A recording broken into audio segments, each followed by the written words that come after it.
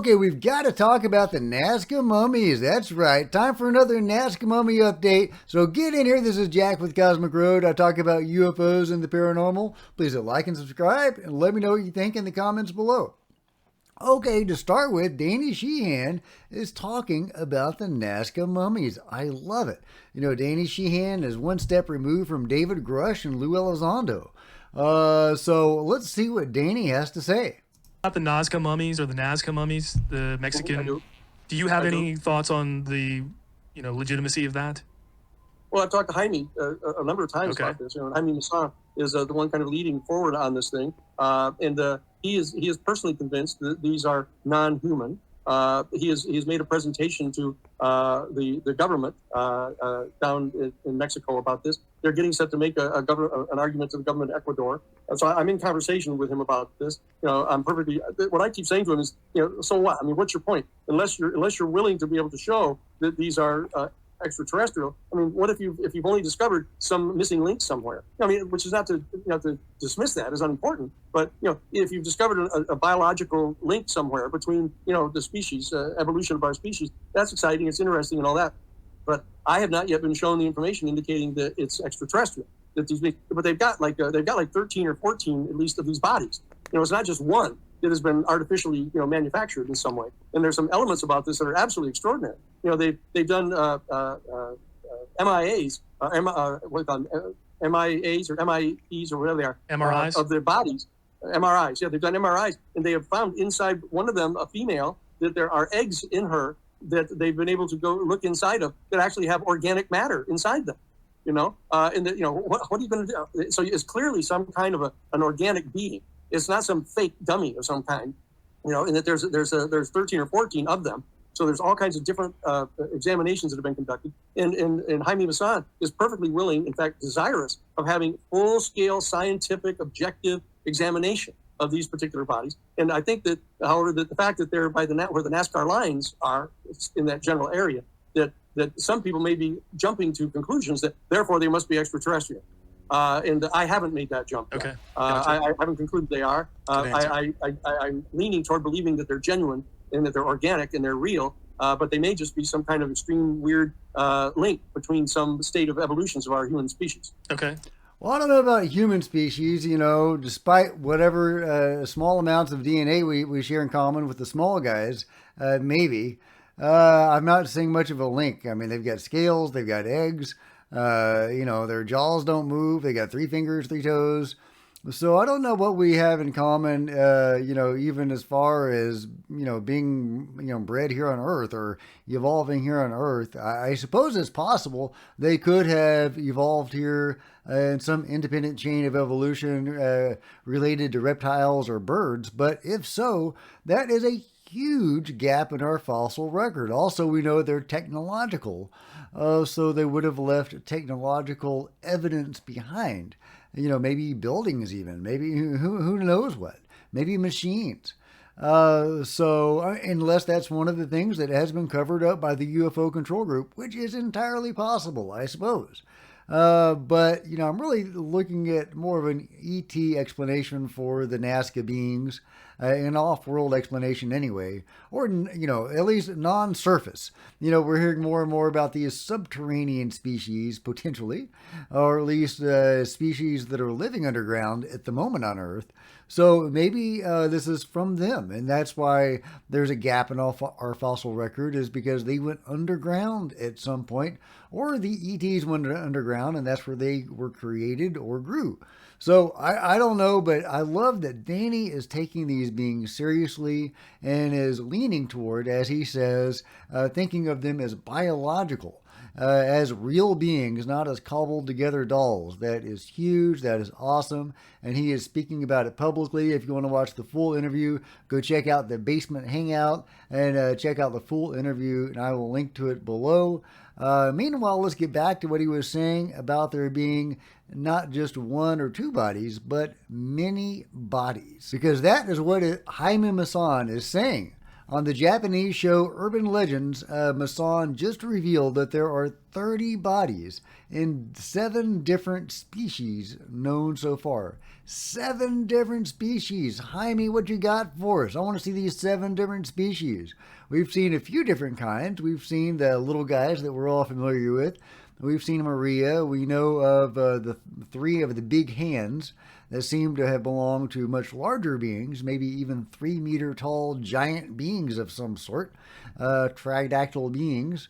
And we also know of that one winged kind of being, or whatever those appendages were sticking out of its back. And maybe 1 or 2 other kinds have been revealed to us. But yeah, 7 different kinds of beings. I want to see all 7 kinds. Pony up with the 7 kinds, Jaime. Why are you keeping these other species from us? So, a little annoyed with Jaime and the other scientists for not revealing these other types that we haven't seen before. But maybe I've just missed them. If you've seen all 7 types of the beings, let me know. In other news, here's x-rays of a couple of different specimens we have. Here's an x-ray of one of the hands, and here's an x-ray of one of the skulls. Very interesting. Here are cranial sutures. He has the largest suture lines, and this is from one of the little guys. He has one of the largest suture lines on the back and its front part only on the area after that word. No, I'm not going to try it. Sorry. At the base of the skull, we identify 2 sutures located between the foramen magnum and the atlas behind. Okay, all right. There you can see more of its structure. If you are, familiar with anatomy, that might make more sense to you than it does to me. And you might get more out of that, but let me know what you think about that interesting structure in the comments below. Meanwhile, here's a video from Thierry Jamon from Inkari Institute. He was given an object that has strange properties when light is shined on it, not from pre-Columbian civilization. And it's got subtitles, so let me mute my head. There we go. And we can check out what he has to say. Mario ha encontrado en su sitio. Hace unos meses me ha mostrado un objeto, no sabemos si es de metal o de piedra, y cuando lo expones con luces, aparecen símbolos ideográficos en este objeto, como si fuera adentro y transparente. Y eso nos parece muy extraño, no creo que fue de una tecnología prehispánica, humana, digo. Tampoco los elementos, los objetos metálicos que se han encontrado en estas momias, donde hemos encontrado osmio, no creo que han sido realizados por... Okay, that's as far as the clip goes, but as you can see, that seems super intriguing. I want to know all about that crazy thing. That sounds amazing. Crazy, awesome artifact. We need to know. We need to know. And I wanted to share this post from Gonzalo Chavez.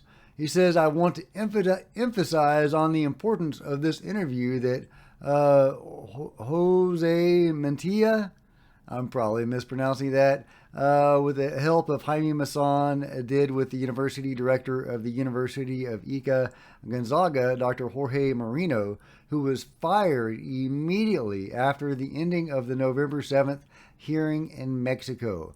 Dr. Marino was fired for having made the university accessible to outside UFO researchers, such as Gary Nolan and Avi Loeb and Brandon Fugel, and journalists such as Ross Coulthard and Chris Sharp and James Fox, and others, to study the Nazca mummies. This was basically whistleblowing on the biggest discovery in human existence that is being ignored by the UCAS media. Brazilian CNN reported on 20 corpses being discovered, according to the researchers at the University of Ica Gonzaga last week.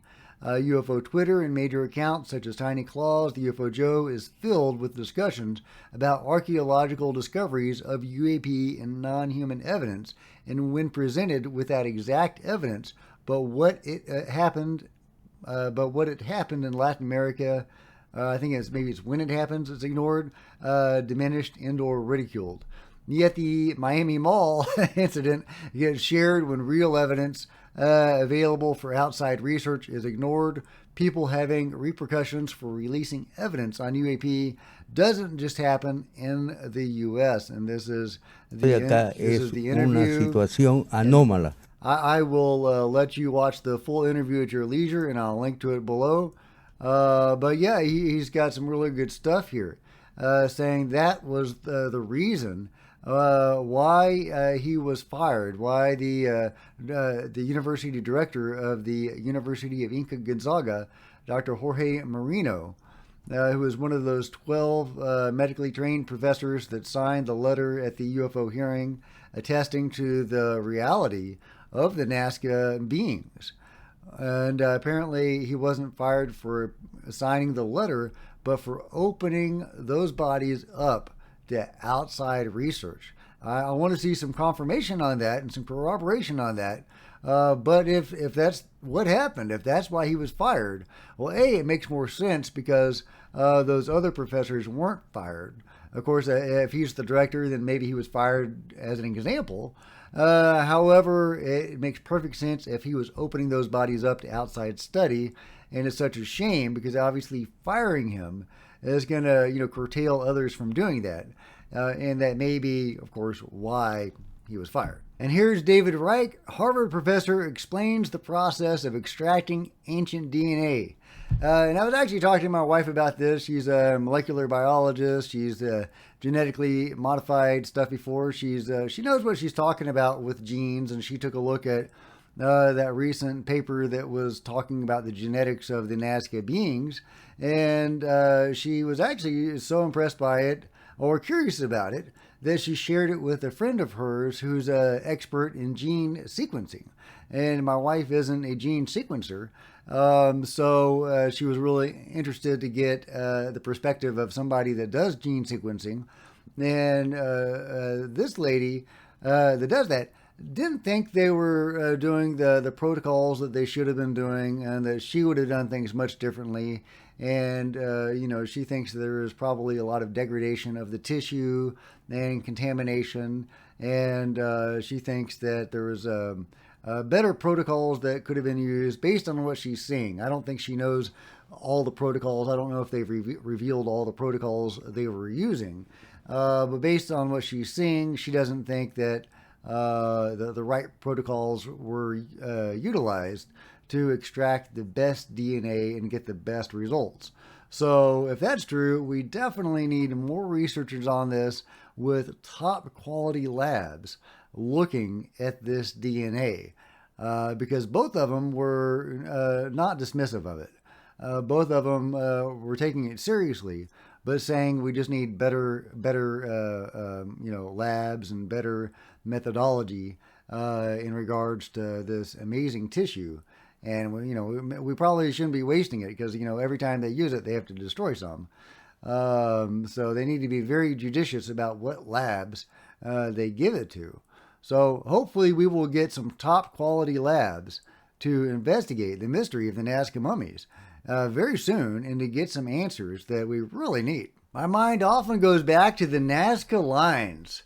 And what part do the Nazca beings play in the story of the Nazca lines? When they left, were the people there trying to communicate with them? What is the deal? Of course, they didn't necessarily leave, did they? Because they're still there. And thank goodness, because that could be UFO disclosure right there. But I'm really curious about the Nazca lines. And, you would think there would have to be some sort of connection between the Nazca beings and the Nazca lines, if only culturally through the human population of the time. But let me know what you think that connection could be in the comments below. And here is a 26-minute long presentation about the fluoroscopy of the mummies, of the giant hands. There we go. Check it out. I am going to let you watch this at your leisure. It's not in English, but there you go. The science behind studying the mummies. So yeah, science is being done right now on these guys. I hope it's good science and good methodology, and hopefully we'll get some good results soon. But let me know what you think about this and everything else related to the Nazca mummies in the comments below. If you've enjoyed this video, please give me a big thumbs up. I sure would appreciate it. Smash the like button and the subscribe button and the bell to be notified of future videos. You don't want to miss a thing. Join me on social media, Facebook, Twitter. Links are below. Support Cosmic Road by buying a coffee mug or a t-shirt. See the merch store below, or by becoming a channel member. Channel members are rock stars, and I really appreciate you guys' support. Thank you. Channel members also frequently get to see videos hours ahead of everybody else. Meanwhile, there are plenty of other videos on the channel, and I'll see you guys next time. This is Jack with Cosmic Road, signing out.